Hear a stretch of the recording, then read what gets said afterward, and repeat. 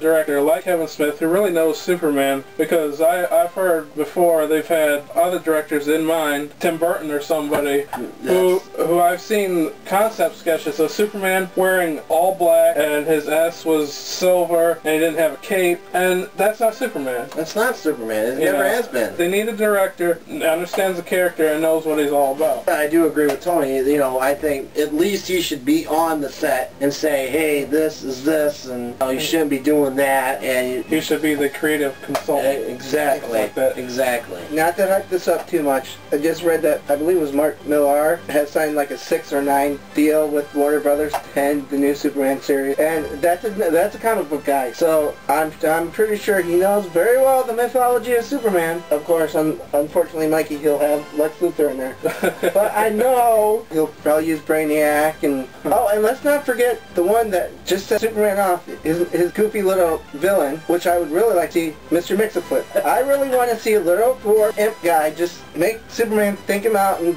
make him say it. I mean, even if it's for like 30 minutes in a movie, I would really like to see that. I know I won't get my wish about the Lex Luthor thing, but he's the main Superman baddie. Even if you have Lex Luthor in the movie, at least put some other villains in there. It gets a little tiring. Even drag the Joker over from the fucking Batman series and have Batman and Superman work together for a change. A World's Finest. That would work too. That would work. I'd love to see something like that too, because I was impressed with the cartoon movie that they did of Superman and Batman together, where the Joker comes really and Joker and Lex Luthor were working together. But I won't get my wish, so. But I think that's what they need is like a team up. I think a really good team up would be Lex Luthor and Bizarro. Another good team up would be Lex Luthor and Metallo, because he has teamed up with these characters before. In fact, he even created Bizarro. Nuclear Man is basically just a poor man's Bizarro. They could have done that a lot better. Let Lex Luthor in jail for a few movies and just let it go, you know, just give it up on Lex Luthor for a while. Let us enjoy other villains. Even create the fucking Justice League in the fucking, you know, movies too. I'd actually enjoy that too. We're not the ones that write the shit. We need to get rid of some of these old farts in Hollywood who do write this shit. I'm tired of seeing it. It's not right to us. We're the fans. We should be the one that decides who writes them and who doesn't write them. You know? I would love to be a test audience for a movie for once. And it's always out in California. Well, why is the California and Arizona people, New York, New York, letting us know what we want when it clearly isn't what we want? Right. Yeah. Every region in the United States is different. Yeah. What may work good here may not work so good somewhere else. Yeah. With Justice League, they should learn from Marvel and do what Marvel's doing. You know, Marvel, made Iron Man and made Hulk, and they're gonna eventually make an Avengers movie, and that's what they should do with DC. They should make a new Superman, a Wonder Woman, a Flash, Green Lantern. Green Lantern is scheduled to be filmed later this year. After all these movies are done, just make a Justice League movie, which would be awesome. Oh yeah. Well, see, DC, I don't think DC's smart enough as Marvel to do that shit. They only released 2 movies in franchise, and that was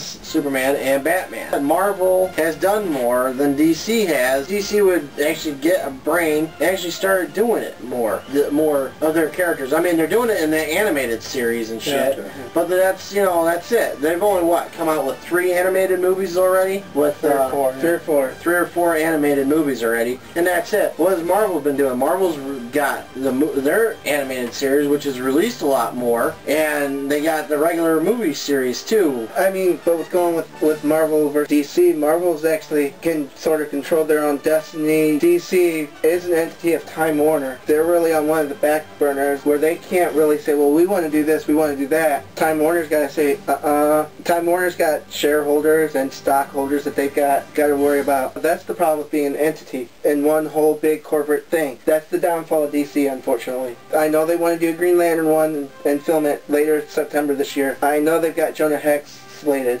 which is a character far, far away, all that stuff. He's like a cowboy. I think Josh Brolin's tapped to play him. Yeah, I heard that. Yeah.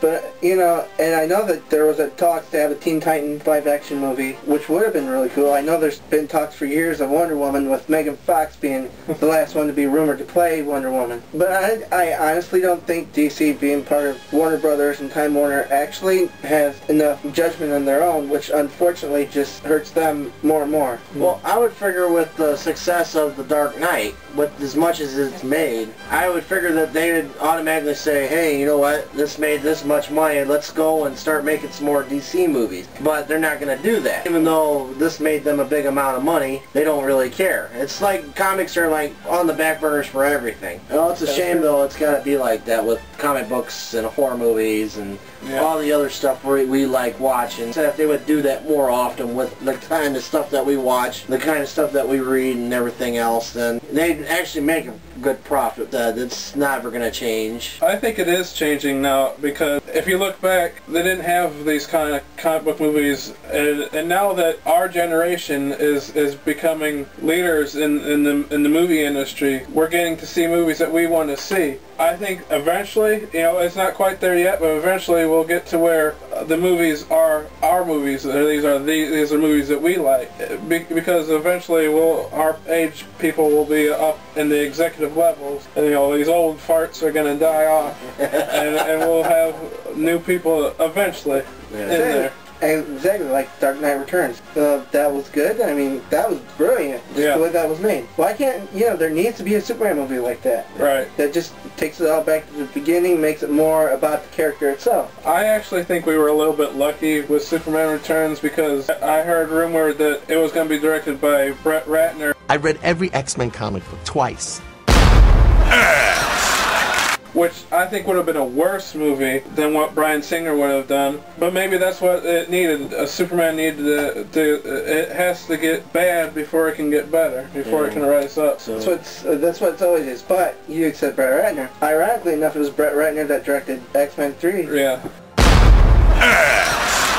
You didn't like that, but I really liked X-Men 3. I mean, and the first two X-Men was directed by Bryan Singer, which they were alright in some good parts here and there, but nothing for me. But X-Men 3 for me just was it. I'm totally opposite on you. I thought X-Men, the first one was good, the second one was excellent, and the third one was crappy for me. I think that they should have, Brett Ratner and Bryan Singer should have switched. That way, X-Men 3 most likely would have been a lot better for me. We would have seen a new Superman in a different style with Brett Ratner. It could have been good, it could have been bad. Even if it would have been bad, then it would allow people to say, oh, this was the bottom of the barrel, this was terrible, and we should reboot it. With Bryan Singer's Superman Returns, it was more of, a lot of people were like, oh, this movie, it's okay. They were more like, it's not bad, it's not good. If we had a really terrible movie, then it would be easier to say, oh, we just got to reboot it, but it's okay. And I would actually prefer, if they made a sequel to that one, then to reboot it. Last comments? Robin. Obviously, we all feel the same. Superman franchise does need to be rebooted. Unfortunately, with the first reboot, of course, comes Lex Luthor again. Sorry, Mikey. That's okay. But we do need to see, give me Darkseid, give me Brainiac, give me Mongol, give me Kami. I mean, give me Nazis. I don't care. Give me something other than Lex Luthor all the goddamn time. We get it. We get it. He hates Superman to a T. What part of that don't we understand? We understand it just fine. Come up with someone that understands, just some screenwriter go out that understands the mythology of Superman and his villains. Bring it back to what it needs to be. Tony? Yeah, I have to say sorry again to Mike that if they do reboot it, I think they should have Lex Luthor, but have him team up with somebody, like I said before, to bring something new into Superman. Like Ron says, they needed more villains. I would love to maybe be like a trilogy, like the last one be Doomsday, and then come back from Doomsday. That's something I would like to see. If it's done just right. They didn't have a plan. That's what they need, is a plan. Yeah. Well, I totally agree with you guys. I ain't gonna get my wish. No Lex Luthor in the movies. So I'm a wishful thinker. I don't get what I want, but that's okay though. And if enough fans bitch, they might get what they want. It's not gonna help the situation with the Superman franchise. Maybe, like you said, reboot would help. So, all right, everybody, that's it for the Madman Mike's rants. Stay tuned for the next time when I rant about television on my next rant. See you later. Goodbye. See ya. Till next time. I can't do this all on my own. I know that I'm no Superman.